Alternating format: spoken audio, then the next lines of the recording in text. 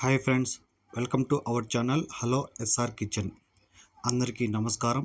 ఈరోజు మన స్పెషల్ వచ్చేసి పన్నీర్ దమ్ బిర్యానీ. ఇంట్లోనే రెస్టారెంట్ టేస్ట్ వచ్చే విధంగా మనం రెడీ చేసుకుందాం. ఒక్కసారి టేస్ట్ చూస్తే మళ్ళీ చేసుకొని తినాలనిపిస్తుంది. ఆ బిర్యానీ వాసనకే మనకు కడుపు నిండిపోయేంత టేస్ట్గా ఎలా చేయాలో మనం ఈ వీడియోలో చూసేద్దాం. ముందుగా ఒక 2 పెద్ద సైజు ఉల్లిపాయలను తీసుకొని చిన్న ముక్కలు కట్ చేసి మనం ఇలా 2 స్పూన్ల ఆయిల్ వేసి ఫ్రై చేసుకుందాం. ఇవి బాగా గోల్డెన్ కలర్ వచ్చేంత వరకు ఆనియన్ మొత్తాన్ని బాగా ఫ్రై చేసుకొని పక్కన పెట్టుకుందాం. తర్వాత ఒక మిక్సీ జార్ తీసుకొని అందులో ఒక పెద్ద టమోటాని చిన్న ముక్కలు కట్ చేసి వేసుకుందాం. అలాగే కొద్దిగా పుదీనా, కొద్దిగా కొత్తిమీర వేసుకోవాలి. 3 పచ్చిమిర్చి, 1 స్పూను అల్లం వెల్లుల్లి పేస్ట్, ఇవన్నీ వేసుకొని మెత్తటి పేస్ట్ లాగా రెడీ చేసి పక్కన పెట్టుకుందాం. తర్వాత ఒక మిక్సింగ్ బౌల్ తీసుకుందాం. మనం పేస్ట్ చేసి పక్కన పెట్టుకున్న ఈ పేస్ట్ మొత్తం వేసుకోవాలి. 1 స్పూను కారం, అర్ధ స్పూను ధనియాల పొడి, రుచికి సరిపోయేంత సాల్ట్, 1/2 స్పూను పసుపు, 1 స్పూను గరం మసాలా, 1 స్పూను బిర్యానీ మసాలా. తర్వాత స్పైసెస్ అన్నీ వేద్దాం. చెక్క, లవంగాలు, యాలకులు, మిరియాలు, మరాఠీ మొగ్గ, స్టార్ పువ్వు, అనాస పువ్వు, ఇవన్నీ కొద్దిగా వేసుకొని పెరుగు వచ్చి 100 ml అయితే వేసుకున్నాను. మొత్తం ఇవన్నీ బాగా కలుపుకోవాలి.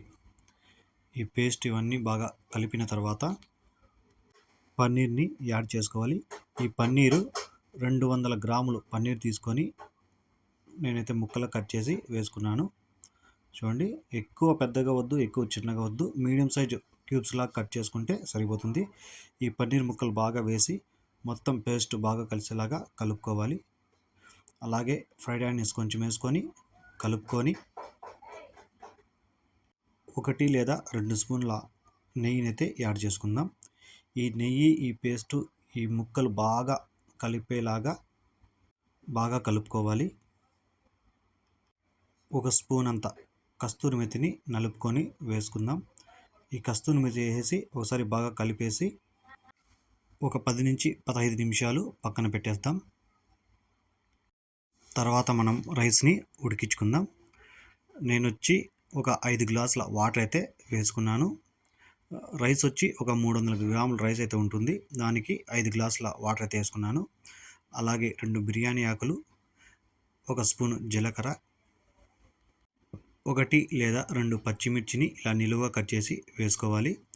తర్వాత కొద్దిగా పుదీనా, కొద్దిగా కొత్తిమీర వేయాలి.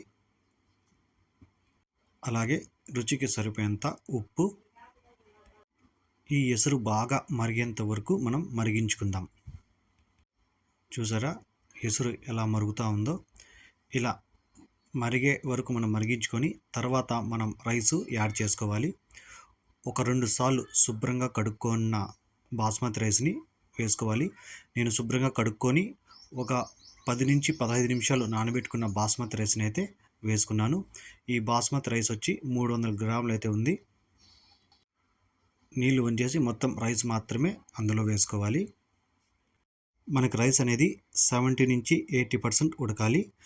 ఆ రైస్ ఉడికేంత వరకు మనం దమ్ ఏ గిన్నెలో పట్టుకుంటామో ఆ గిన్నెకి ఇలా ఆయిల్ అప్లై చేసి మనం కలుపుకున్న పన్నీర్ని మొత్తం వేసుకోవాలి. ఇలా పన్నీర్ని వేసి పైన కొద్దిగా ఆనియన్స్ అయితే వేసుకుందాం. తర్వాత కొద్దిగా పుదీనా, కొద్దిగా కొత్తిమీర అయితే యాడ్ చేసుకోవాలి.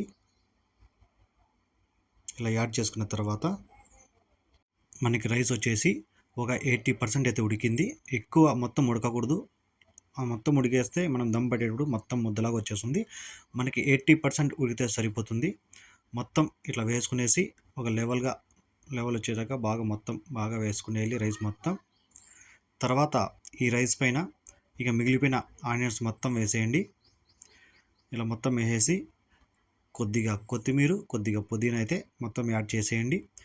తర్వాత ఒక 2 స్పూన్ల ఆయిల్ తీసుకొని అదే ఆయిల్లో ఒక 1/4 స్పూను లేదా అర్ధ స్పూను పసుపు వేసేసి కలిపి ఈ రైస్ పైన అయితే లెవెల్గా వేసుకుందాం.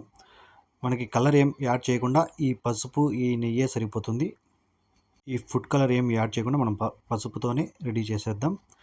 తర్వాత మూత పెట్టేసి ఒక 5 నిమిషాలు మీడియం ఫ్లేమ్ మీద 7 నుంచి 8 నిమిషాలు లో ఫ్లేమ్ మీద పెడితే మనకి పర్ఫెక్ట్ దమ్ బిర్యానీ అయితే రెడీ అయిపోతుంది. ఖచ్చితంగా 5 నిమిషాలు మాత్రమే మీడియంలో పెట్టాలి. 7 నుంచి 8 నిమిషాలు లోలో పెట్టాలి. హైలో పెడితే మొత్తం మాడిపోతుంది. ఖచ్చితంగా 5 నిమిషాలు మీడియం, తర్వాత 7 నుంచి 8 నిమిషాలు లో ఫ్లేమ్లో పెట్టి మనం దమ్ పట్టుకోవాలి. తర్వాత 15 నిమిషాలు అయిపోయిన తర్వాత స్టవ్ ఆఫ్ చేసి అలాగే 10 నుంచి 15 నిమిషాలు అలాగే మూత తీయకుండా అలాగే పెట్టేద్దాం.